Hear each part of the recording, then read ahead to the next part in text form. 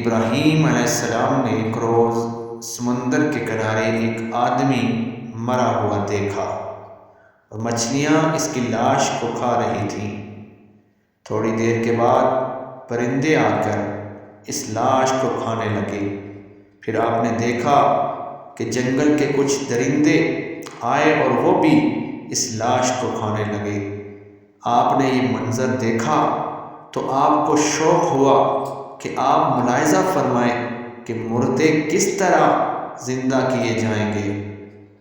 چنانچہ آپ نے خدا سے عرض کیا، الہی مجھے یہ یقین ہے کہ تو مردوں کو زندہ فرمائے گا اور ان کے اجزاء دریائی جانوروں، پرندوں اور درندوں کے پیٹوں سے جمع فرمائے گا، لیکن میں یہ عجیب منظر دیکھنے کی آرزو رکھتا ہوں۔ خدا نے فرمایا، اچھا اے خلیل، تم 4 پرندے لے کر انہیں اپنے ساتھ مانوس کرو تاکہ اچھی طرح ان کی شناخت ہو جائے، پھر انہیں ذبح کر کے ان کے اجزاء باہم ملا جلا کر ان کا ایک ایک حصہ ایک ایک پہاڑ پر رکھ دو، اور پھر ان کو بلاؤ اور دیکھو وہ کس طرح زندہ ہو کر تمہارے پاس دوڑے ہوئے آتے ہیں۔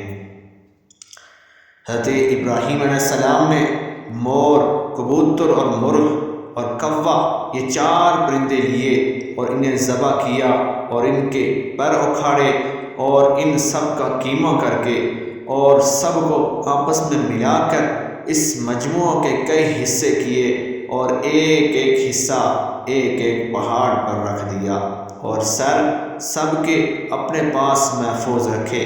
پھر آپ نے ان سے فرمایا، چلے آؤ۔ آپ کے فرماتے ہی ہر جانور کے اجزاء علیحدہ علیحدہ ہو کر اپنی ترتیب سے جمع ہوئے اور پرندوں کی شکلیں بن کر اپنے پاؤں سے دوڑتے ہوئے حاضر ہوئے اور اپنے سروں سے مل کر بعینہ پہلے کی طرح مکمل ہو کر اڑ گئے۔ قرآن کریم اور خزائن العرفان سے ماخوذ۔ اللہ تعالیٰ بڑی قدرت و طاقت کا مالک ہے۔